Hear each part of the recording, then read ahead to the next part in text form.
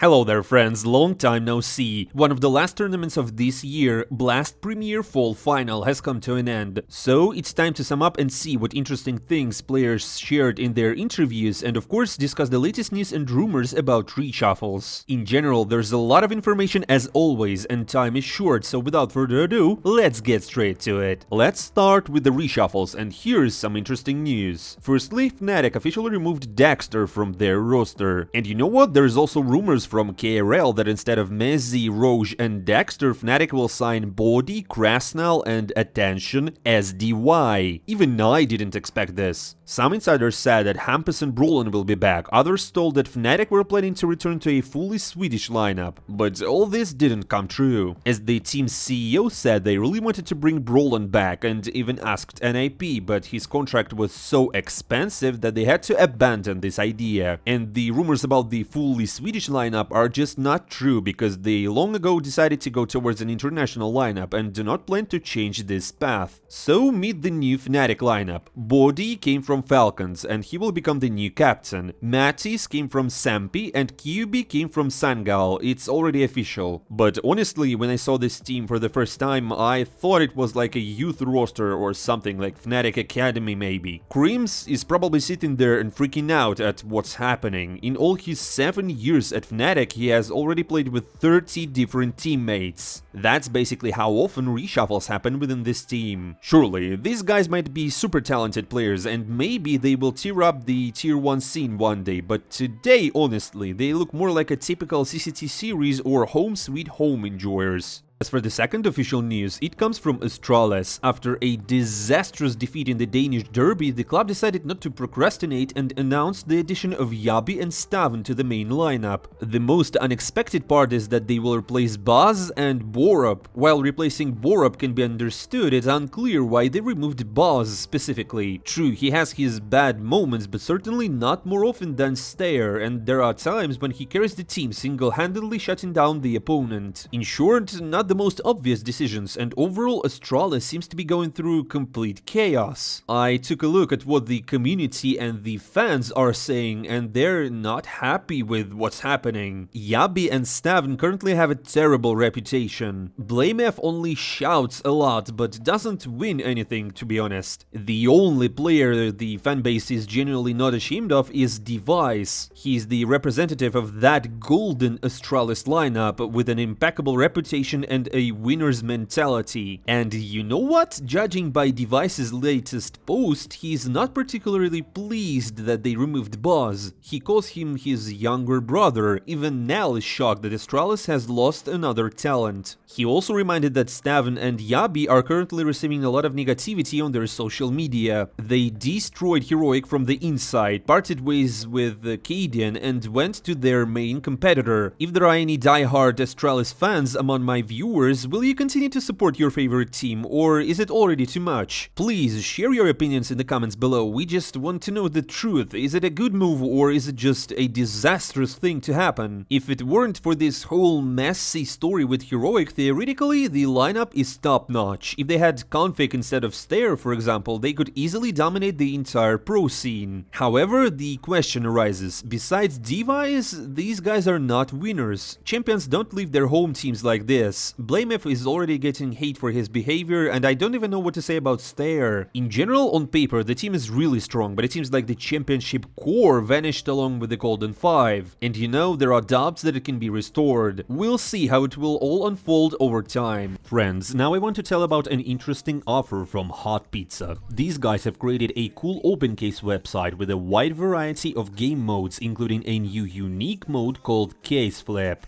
In it, you can challenge any player on the side and have a 50% chance to win all the cases, including your opponents, effectively upgrading your inventory. Sounds tempting, right? Especially because you can instantly withdraw all your winnings to your Steam account. Hot Pizza also offers a wide selection of cases, including a new CS2 squad line with plenty of expensive skins. Playing on Hot Pizza is quite simple. They offer convenient deposit methods like credit cards, skins, crypto cryptocurrency, and many more. And of course, don't forget to use my promo code NEWS to receive a 50-cent bonus. You can find the link to the website and the promo code in the pinned comment. Thank you guys for watching the ad. Let's continue. Let's move forward and talk about Ence. We've already heard a million rumors tied to this team, but now everything has finally been settled. Snappy and their coach Saul left the team. The captain who built the squad using not the most stellar players, then brought it to the top 3 in the world, raising real monsters, now moved to Falcons with peace of mind. At least that's what the rumors say. But well, another Danish legendary captain took his place, and it's Glaive. You all remember what he did with Astralis, brought them to 4 major titles. And now he has to do it with a new team, and in English also. It's a tough challenge, but let's see how he handles it. Also, he's not alone here. The no less legendary Kuban joins as a coach. It seems to me that I can't think of a better replacement for Snappy. The only thing is to literally save the rest of the roster. You know, there's talk about Maiden joining G2, Sanpayas to Falcons and all that. Ence were building this team for so long, they made their way from the very bottom to the top of HLTV. And when they got there finally, the Shakes broke it all. But maybe Glaive will do even better, who knows? We'll see it all at the Blast World Finals. Another official news came from North America. In the previous video I told you that Energy are going to return to the pro scene, and the time has finally come after 4 years. You know, Team Liquid is undergoing a complete restructure, but we will talk about this later, and EG are on the verge of collapse, and there are even rumors that they will leave esports at all. There's a lot of good players left Orgles in NA, and there's almost no competition except for complexity, so you can't imagine a better timing. Obviously, Energy's top management understands this very well, so they chose not to delay the announcement for long and presented their new lineup. Everything is just as the insiders said. Daps is the new captain of the team, OC is the sniper, while Breeze, Fang and Haxt are the new hopes of North America. In fact, this is probably the best that they could have assembled. Perhaps only Automatic could fit in better, the rest is basically on par. It's a little strange to see Daps as captain and not as a coach, but maybe this is a temporary solution. Considering that Energy have already created the best lineup in their region and one of the best in the world, I believe in them much more than EG. And finally, official changes in Heroic. After all the Kaden versus Steven and Yabi drama, the team had a real nightmare. Firstly, Kaden recently announced that he will definitely move to a new org, and Blast Fall Finals was his last dance, like really last dance for Heroic. And as you already know, Steven and Yabi went to Heroic's worst enemy, Astralis. So now Heroic has only 2 full-fledged players, Tassus and Shush. Dupree is still just a stand-in until the end of the year, and Zyphon joined purely for Blast. And now the time has come to announce their new lineup for Blast World Finals. First, Heroic agreed with Sprout and extended Zyphon until the end of the year. Second, Tassus will become the new captain. And third, a new young Danish sniper comes in. There were rumors about Nikodos, but in the end they took Salazar from Ecstatic. This is not a transfer, not a loan, they just asked for this sniper for one tournament. You know, to take a look. Well,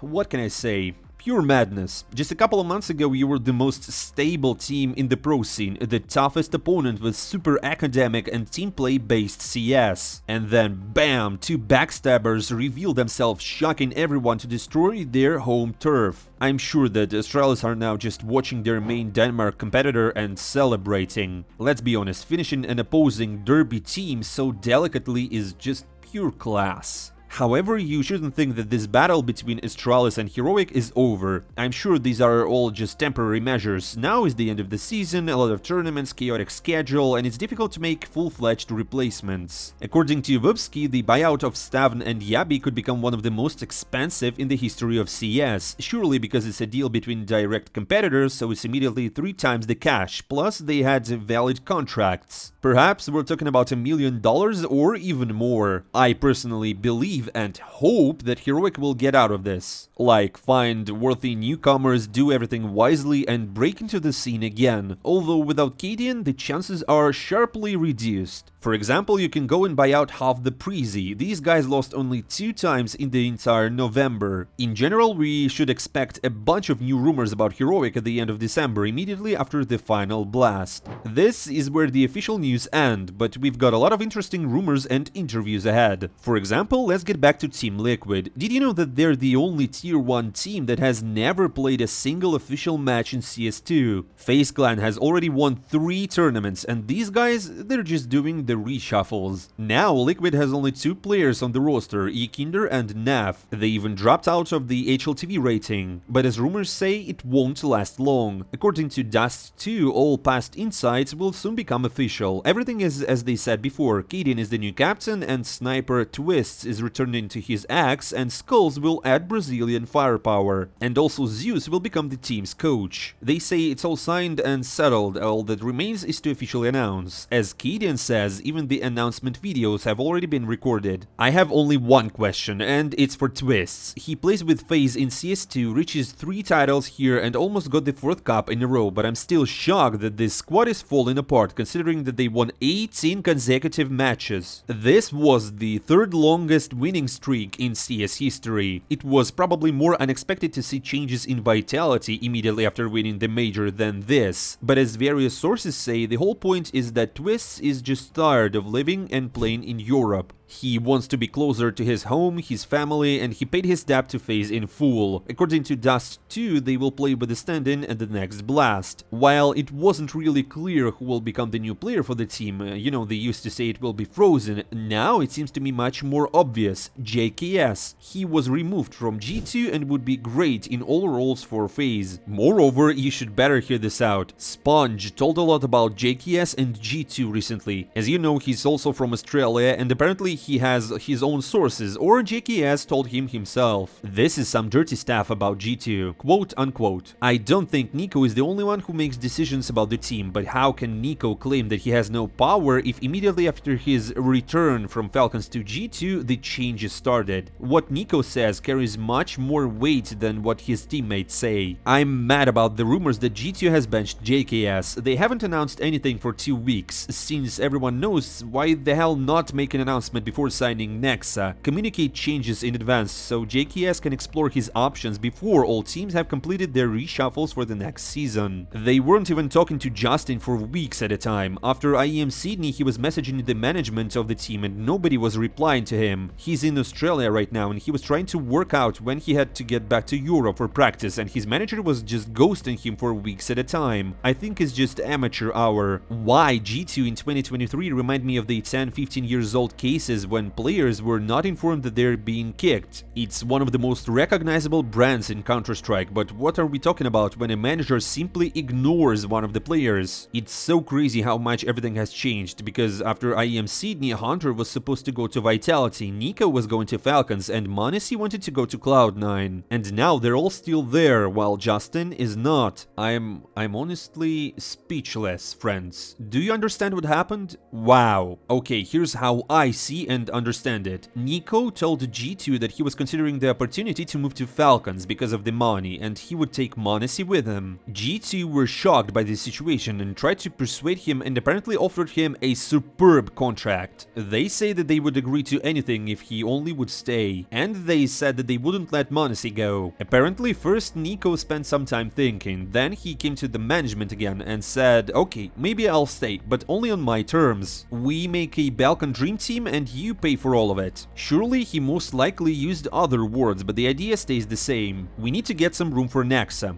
Okay, let's move JKS, but we have to leave Hooksy for now, especially since Nexa still wanted to try himself on a regular rifle. And you know, all the rumors about Maiden? After all of it, I see this as the most illogical replacement in the history of CS. Instead of a top defensive and a super stable player, they take a co-captain who was inactive for half a year, then returned and didn't really really show anything. And now it turns out that they just threw JKS away. Let's not respond to his messages, maybe he will understand everything himself. Jesus Christ, this is all a flashback about how my ex dumped me. And all of this is just happening taking into account that in Sydney they performed quite well and reached the semi-finals. As I see now, even ardent G2 fans are starting to wonder whether it's even worth rooting for such a team. Maybe now is the right time for m0NESY to go to Cloud9. Anyways, ever since Ocelot was kicked, G2 acts very strange. Well, we wish JKS to quickly find a new team. I really hope that it will be FaZe Clan, especially since he has the experience of playing with them. You know, they won Katowice together. Friends, what do you think about all this? Are G2's actions okay or not really? Write in the comments below, let's discuss. Another interesting reaction is how m0NESY responded to JKS being kicked and Nexa coming in. He posted an emoji on his Telegram channel and said the following on his stream. Why did they take Nexa if we already have HooXi as a captain? Dude, you're asking me a question I can't even answer. He's a good player, shoots well. Who will be the captain? HooXi. In our team, Nexa is not the captain.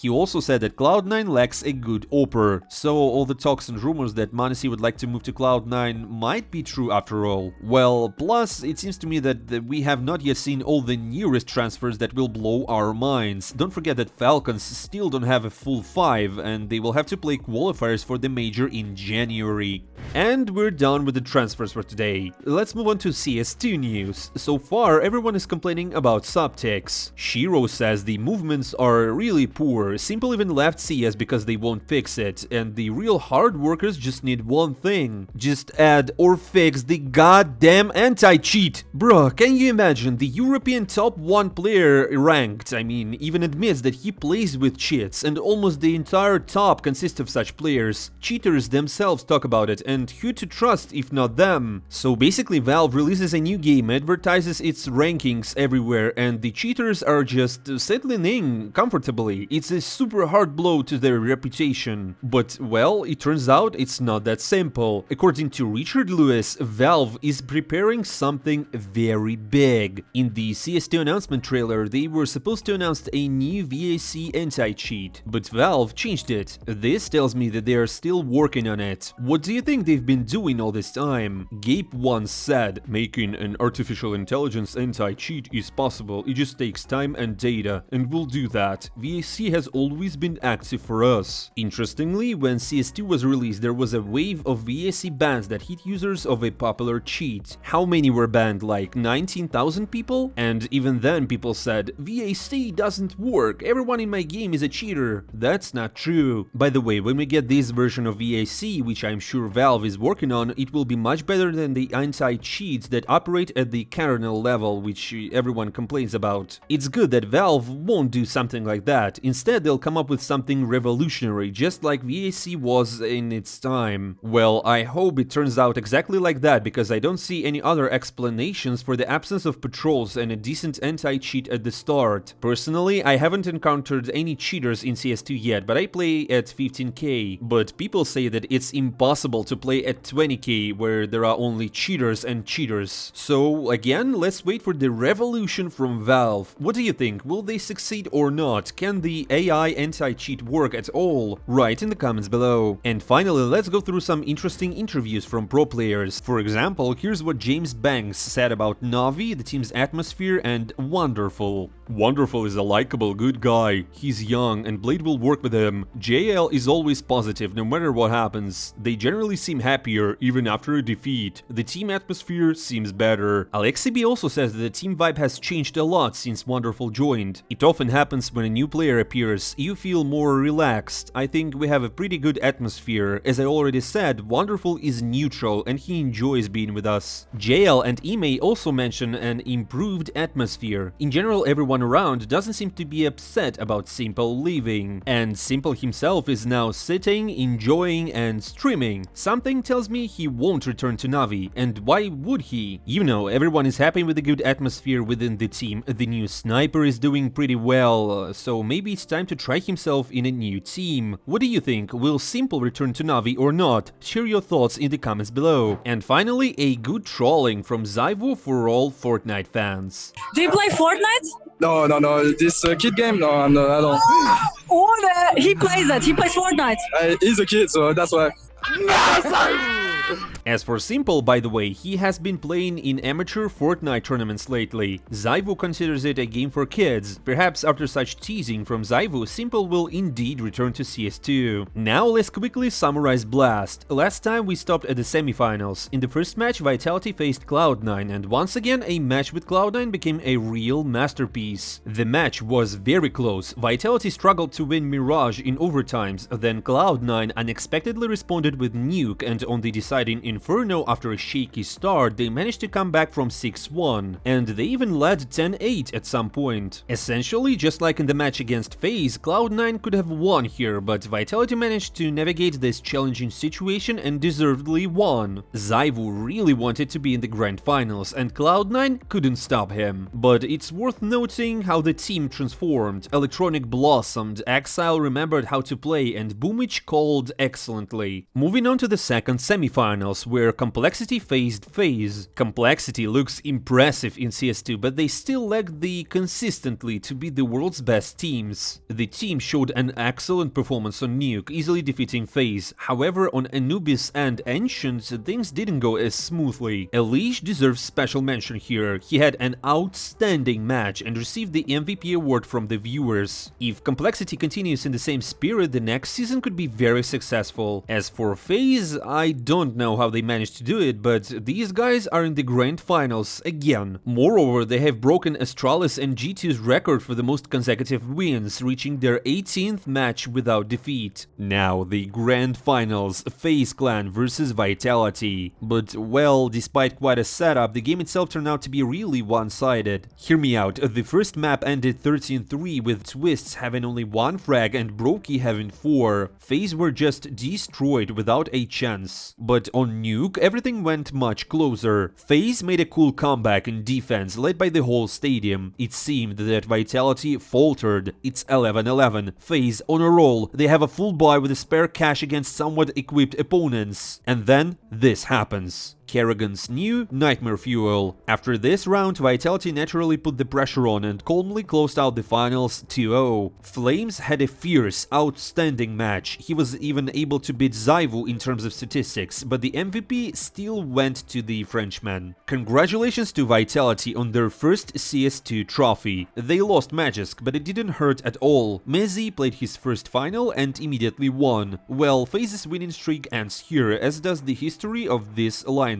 Perhaps if they had won, Twists would have stayed, but maybe not. Who knows? In any case, the final turned out to be one-sided, and, well, 18 wins in a row. FaZe were only 5 matches short of reaching Liquid's record. And you know what? It's clearly that in the current times, it's generally impossible to beat an IP's record. Well, friends, finally, that's all from me. Don't forget to hit that like button and subscribe to the channel to stay updated with all the CS2 news. I'm not saying goodbye for a long time.